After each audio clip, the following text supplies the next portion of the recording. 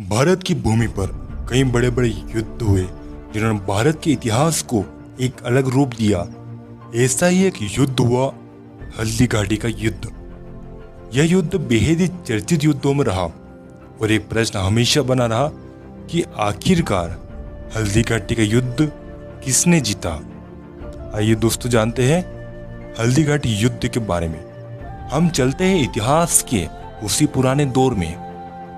उस समय कई राजे रजवाड़े थे जिनमें मेवाड़ एक प्रमुख रजवाड़े के रूप में विख्यात था। मेवाड़ और मुगल सत्ता के बीच संघर्षों का लंबा इतिहास रहा है। मुगल शासक बाबर के विरुद्ध राणा सांगा ने युद्ध किया। बाबर के बाद उसके पोते अकबर ने चित्तौड़ पर आक्रमण किया और चित्तौड़ पर मुगल झंडा फहराया। उस समय उदय सिंह चित्तौड़ के शासक थे। जब वे चित्तौड़ गवा बैठे तो वे उदयपुर में आकर बसे, जो कि एक पहाड़ी इलाका था। उदयपुर भीलों की वीरता से जाना जाता था। उदय सिंह ने उदयपुर में शासन स्थापित किया। यहीं पर महाराणा प्रताप पले बढ़े। महाराणा प्रताप की माता का नाम जयवंता बाई और पिता उदय सिंह थे। महाराणा प्रताप भील राजकुमारों के साथ खेलते कूदते और युद्ध कला सीखते। क्योंकि महाराणा प्रताप भीलों की देख रेख में पले बड़े थे, इसलिए भीलों ने महाराणा प्रताप को कीका नाम दिया, क्योंकि भील अपने बच्चे को कीका कहकर ही पुकारते थे। महाराणा प्रताप के पिता उदय सिंह ने अपने छोटे बेटे जगमल को गद्दी सौंप दी थी, लेकिन जगमल सिंह ने अपने घमंडवश जनता पर अत्याचार करना शुरू कर दिया। जगमल में डरपोक और भोगी विलासी था, यहाँ तक कि उसने महाराणा प्रताप का भी अपमान किया। उदय सिंह के बाद मेवाड़ के समस्त सरदारों ने एकत्र होकर महाराणा प्रताप को मेवाड़ का राणा चुनने का निर्णय लिया। आखिरकार वह दिन आया जिस दिन मेवाड़ को एक नया राणा मिलने वाला था। मेवाड़ के महाराणा प्रताप का राज्याभिषेक हुआ।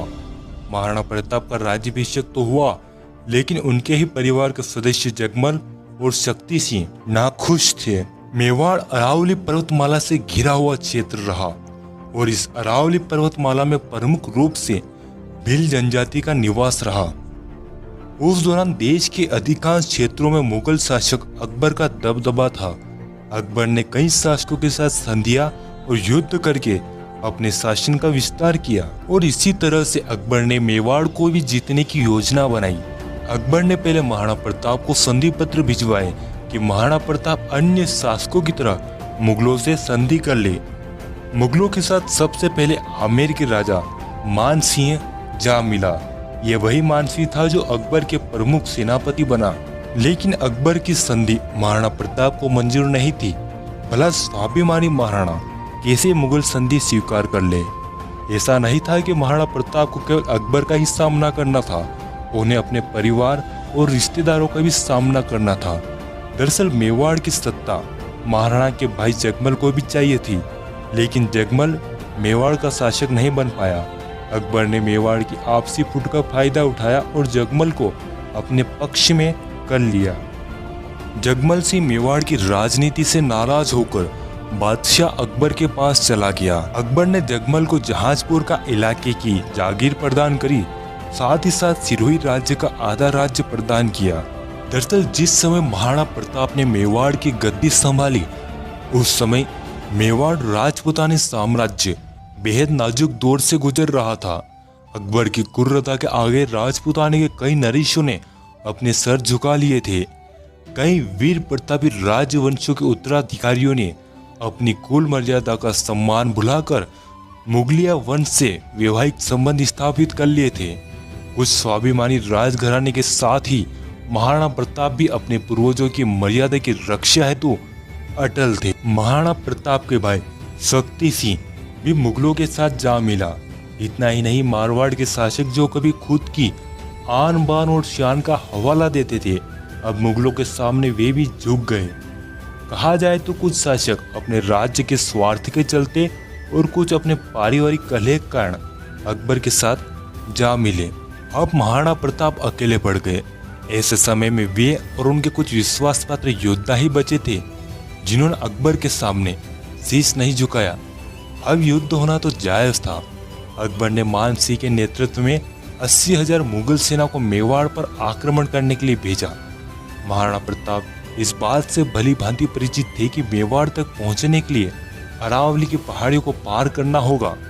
महाराणा प्रताप अरावली की दुर्गम पहाड़ियों में रहने वाली भील समुदाय के बीच ही पले बड़े थे। तब उन्होंने अपने बचपन के मित्र भील साथियों की याद आई और वे तुरंत अपने कुछ विश्वास पात्र सैनिकों को लेकर अरावली की दुर्गम पहाड़ियों की तरफ निकल पड़े। वे जिस क्षेत्र की तरफ जा रहे थे उसका नाम भोमट था, जहां भील शासक राणा पुंजा का शासन था। यह क्षेत्र स्वतंत्र था। इस क्षेत्र के राणा दयालदास, राणा हरपाल भील और उनके पूर्वजों ने हमेशा ही मेवाड़ शासकों की मदद करी थी और महाराणा प्रताप को पूरी उम्मीद थी कि भील उनका साथ जरूर देंगे। जब महाराणा प्रताप राणा पुंजा के भोमट क्षेत्र पहुंचे तो वे हैरान रह गए, क्योंकि अकबर का संरक्षक बेरम खां पहले ही राणा पुंजा से सहयोग प्राप्त करने के लिए आ पहुंचा। बेरम खां ने भील समुदाय को कई हीरे जवाहरात और कीमती वस्तुएं देने का लालच दिया। बेरम खान ने कहा कि यदि भील मुगल शासक अकबर का साथ दे तो मुगल सभी भीलों को बेशकीमती धन दौलत देंगे। तभी मेवाड़ के शासक महाराणा प्रताप ने स्थिति को भांपा और बप्पा रावल की तलवार राणा पुंजा के समक्ष रखते हुए मेवाड़ का साथ देने को कहा। दरअसल बप्पा रावल और भीलों ने मिलकर कभी अरबों को भारत देश से खदेड़, इसलिए राणा पुंजा भील ने मुगलों की कीमती वस्तुओं और धन दौलत को छोड़कर महाराणा प्रताप का साथ देने का वचन दिया और कहा कि मरते दम तक हर एक भील मेवाड़ का साथ देगा। और इस तरह महाराणा प्रताप ने अरावली पर्वतमाला में बसी भीलों को अपनी तरफ कर लिया। वहीं कभी मेवाड़ के शासकों ने मुगलों के विरुद्ध अफगानों की सहायता करी थी, इसलिए अफगान पठान हकीम खान सूरी मेवाड़ सेना में सम्मिलित हुए। इस तरह महाराणा प्रताप ने अपनी सेना में राणा पुंजा, भीम सिंह डोड़िया, रामदास राठौड़, रामशाह तोमर, हकीम खान सूरी, भामाशाह, ताराचंद और बीदा झाला आदि प्रमुख सहयोगियों को शामिल किया। उधर अकबर ने मान सिंह के नेतृत्व में मेवाड़ पर आक्रमण करने के लिए सेना भेजी। अकबर की सेना का नेतृत्व करता मान सिंह अपने 80,000 सिपाहियों को हल्दी घाटी के नजदीक पहुंच गया। 18 जून 1576 को वह ऐतिहासिक दिन था जब एक भयानक युद्ध होने वाला था, जो आने वाले समय में एक गहरी छाप छोड़ने वाला था। एक बात स्पष्ट कर दें कि जब मुगल सेना ने हल्दी घाटी की तरफ से मेवाड़ की तरफ बढ़ रही थी, उस वक्त हल्दी घाटी में राणा पुंजा के नेतृत्व में भील सेना ने मुगल सेना को कड़ी टक्कर दी। केवल 400 भीलों ने मुगल सेना के 10,000 सिपाहियों को परास्त किया। मुगल सेना के पास विशाल सेना थी। इधर महाराणा प्रताप के नेतृत्व में 20,000 मेवाड़ सैनिक और 400 से ज्यादा भील धनुर्धारी युद्ध के मैदान में उतरे। हल्दी घाटी पतला दर्रा था। 20,000 सिपाहियों के सामने 80,000 सिपाही खड़े थे। मुगल सेना के पास गोला, बारूद और बंदूकें थी। साथ ही साथ मुगलों के पास तोप थी, जिन्हें वे ऊंटों पर लाद कर युद्ध के मैदान में लाए थे। वहीं दूसरी तरफ मेवाड़ सेना एक तो पहले ही संख्या में कम थी और ऊपर से उनके पास हथियारों की कमी थी। लेकिन मेवाड़ी सेना में आत्मविश्वास था। वे कम होकर भी एक एक मेवाड़ी सैनिक 10-10 सिपाहियों के बराबर था। दोनों सेनाओं के मध्य युद्ध शुरू हुआ। दोनों सेनाओं के योद्धा एक दूसरे को मारने को आतुर थे। उनमें से कोई भी पीछे नहीं हटना चाहता था। हर कोई एक दूसरे के खून का प्यासा था। महाराणा प्रताप और बहलोल खान के बीच भयानक युद्ध हुआ। महाराणा प्रताप ने हाथी सरी के बहलोल खान को चीर दिया। महाराणा प्रताप और मान सिंह के बीच भयानक युद्ध हुआ। राणा पुंजा के भीलों ने अपने तीरों से मुगलों की छाती छलनी कर दी। बीदा झाला ने महाराणा प्रताप के लिए अपने प्राण युद्ध में त्यागे। चेतक ने महाराणा की जान बचाई और वह घायल हो गया। इस युद्ध के बाद मेवाड़, चित्तौड़, गोगुंदा, कुंभलगढ़ और उदयपुर पर मुगलों का कब्जा हो गया।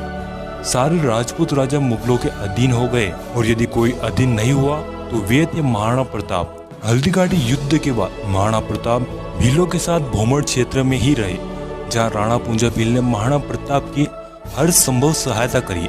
ऐसा कहा जाता है कि इस युद्ध के अगले 21 सालों तक महाराणा प्रताप ने भील समुदाय के साथ मिलकर मुगलों के विरुद्ध संघर्ष किया राणा पुंजा की भील सेना मुगल सेना को लूटने में कोई कसर नहीं छोड़ती थी। कोई भी मुगल यदि भोमर क्षेत्र से होकर गुजरता था तो वह भीलों से बच नहीं सकता था। महाराणा प्रताप ने कभी मुगलों के सामने घुटने नहीं टेके। प्रताप की वीरता ऐसी थी कि उनके दुश्मन भी उनके युद्ध कौशल के कायर थे। उदारता ऐसी कि दूसरों की मुगल बेगमों को सम्मानपूर्वक उनके पास वापस भेज दिया। इस योद्धा ने साधन सीमित होने पर भी दुश्मनों के सामने सिर नहीं झुकाया। यह दुद्दा भील नामक बालक का नाम लेना बेहद जरूरी है। जब महाराणा प्रताप उनकी पत्नी और उनका नन्हा बालक अरावली की पहाड़ियों में थे, तब दुद्दा नामक नन्हे बालक ने आदम में साहस का परिचय दिया।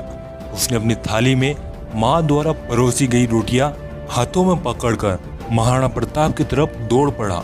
वह चाहता था कि वह खुद महाराणा प्रताप और उनके परिवार को भोजन कराए, लेकिन बदकिस्मती मानो कि जंगल में भारी आक्रमणकारियों ने उस नन्हे बालक का एक हाथ काट दिया। लेकिन फिर भी वह वीर बालक दुद्दा भील खून में लथपथ रोटियां लेकर महाराणा प्रताप की तरफ दौड़ा चला जा रहा था। आखिर वह अरावली की ऊंची पहाड़ियों पर चढ़ ही गया और उसने महाराणा प्रताप के हाथों में रोटियां देकर कहा, भोजन करिए।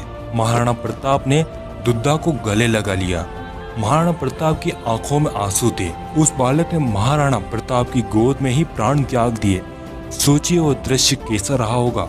महाराणा प्रताप ने भील समुदाय की सहायता से अपने खोए हुए किले पुनः प्राप्त किए।